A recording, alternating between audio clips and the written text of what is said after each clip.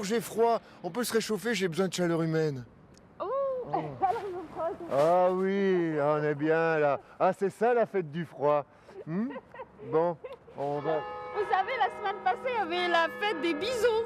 Ah ouais? Oui, non, Un bisou. je sais pas où, dans un autre pays. Un bisou, le bisou. Non, dites-moi Allez. d'abord dans quel pays c'était. La fête du bisou? Oui, À c'est Bisouland. les gens, ils doivent se brasser. Oui, mais c'est ici.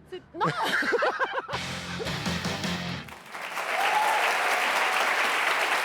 Neige, verglas, température glaciale et conditions de circulation difficiles, la météo hivernale était au cœur de l'actualité cette semaine en Suisse.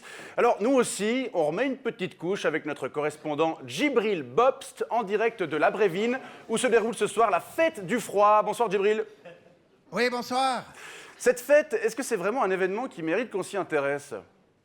Bof, vous savez Vincent, ce matin, en me levant, j'aurais pu me lancer dans un sujet complexe sur la dette grecque ou enquêter sur le prix des médicaments en Suisse, mais j'avais mal à la tête et pas très envie de bosser. Oui. Alors il me restait deux options, faire un reportage sur le Francfort, hein. Je rappelle qu'on les a déjà tous fait en 2011, suffit de savoir recycler un petit peu, ou alors parler du froid et de la neige.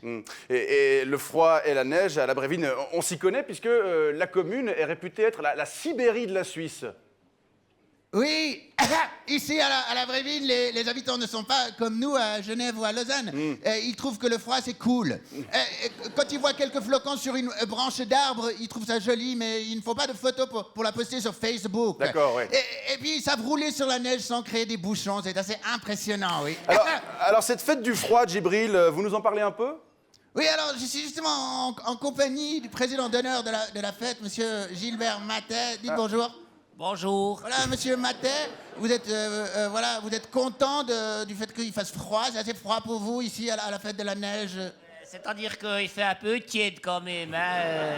Il fait moins 7, alors ça fait droit à chier la caco cul qui coloque un cos. Djibril, Les gens vont être déçus. Hein. en tant qu'habitant Oui. Djibril, en tant qu'habitant de l'Abrévine, Oui. il doit être coutumier des températures polaires. Qu'est-ce qu'on peut faire pour combattre le froid efficacement?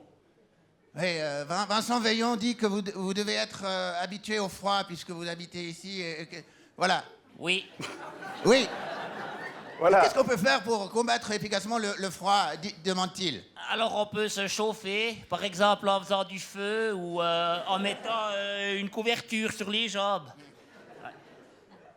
Voilà, c'est très intéressant, Djibril, mais on va bientôt devoir conclure. Un dernier mot peut-être? Oui, un dernier mot sur la neige, oui, Ouais. pour vous préciser peut-être encore que la neige, ça ressemble à ça.